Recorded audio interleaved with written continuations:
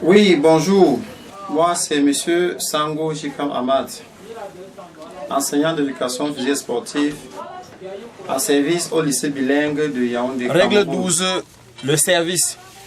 Le service est la mise en jeu du ballon par l'arrière droit placé dans la zone de service. 12.1, premier service d'un set. Le premier service du set ainsi que celui du cinquième set décisif est effectué par l'équipe désignée après le tirage au sort.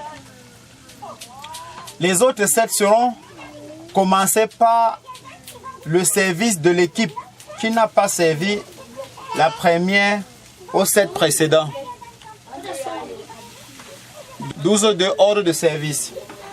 Les joueurs doivent suivre l'ordre au service indiqué par la fiche de position. Après le premier service du set, les joueurs au service sont désignés comme suit. Quand l'équipe au service gagne l'échange, le joueur qui a effectué le service précédent ou son remplaçant sert à nouveau. Quand l'équipe en réception gagne le service, elle obtient le droit de servir et effectue une rotation avant de servir. Le service sera effectué par le joueur qui passe de la position d'avant droit à la position arrière droit. Ici, nous avons le sens de rotation au service. Ici, nous avons la zone de service délimitée par ces deux traits continus. Ici, nous avons le poste du joueur au service.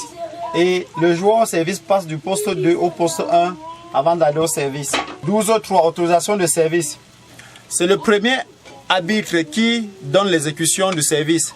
Après s'être rassuré que l'équipe est prête à jouer, quand les équipes sont prêtes à jouer et que le joueur au service se trouve dans la zone de service et en possession du ballon. Exécution du service. Le ballon doit être frappé avec une main ou n'importe quelle partie de la main après avoir été lancé ou lâché par une ou deux mains. Un seul lancer ou lâcher de ballon est autorisé. Faire rebondir le ballon ou jongler est également autorisé. Au moment de la frappe de service ou de l'impulsion en cas de service sauté, le joueur au service ne doit ni toucher le terrain, la ligne de fond incluse. Après la frappe, il peut retomber ou marcher en dedans de la zone de service ou à l'intérieur du terrain. Le joueur au service doit frapper le ballon au cours de 8 secondes qui suivent le coup de sifflet du premier arbitre. Donc le joueur a au maximum 8 secondes pour exécuter son service.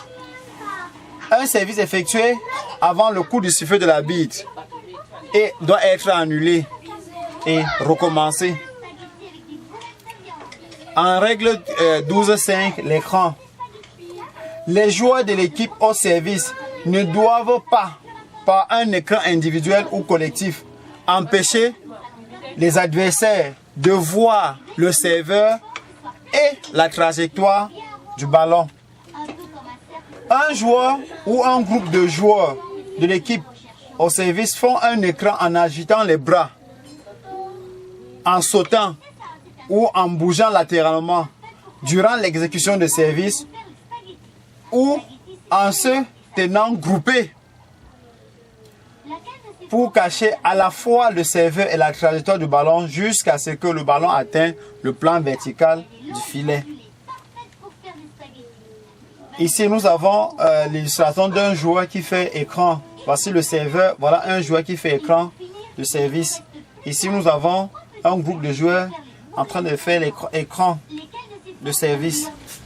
Faute effectuée pendant le service. En règle 12.6.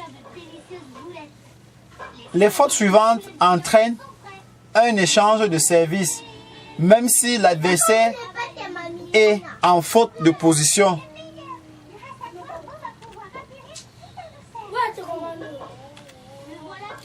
Les fautes après les frappes de service. Après les frappes correctes du ballon, le service devient fautif. à moins qu'un joueur ne soit en faute de position lorsque le ballon touche un joueur de l'équipe au service, ne dépasse pas le plan vertical du filet complètement ou ne traverse pas l'espace de passage. Ou encore, il y a faute de service lorsque le ballon tombe en dehors du terrain. Également, lorsque le ballon passe au-dessus de l'écran. Maintenant, en 12-7, les fautes de service et fautes de position. Si le joueur au service commet une faute au moment de servir, mauvaise exécution de l'ordre ou ordre de rotation erroné, et que l'adversaire commet une faute de position, c'est la faute de service qui est sanctionnée parce qu'elle est commise avant la faute de position. Ici, nous avons les différentes fautes au service.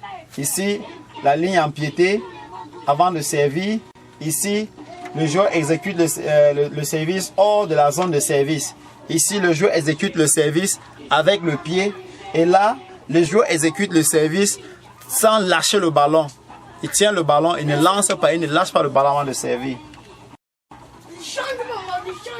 Au contraire, lorsque l'exécution du service a été correcte, mais que le service devient ensuite fautif, ballon dehors, écran, etc., la faute de position a été commise en premier avant et donc sanctionnée.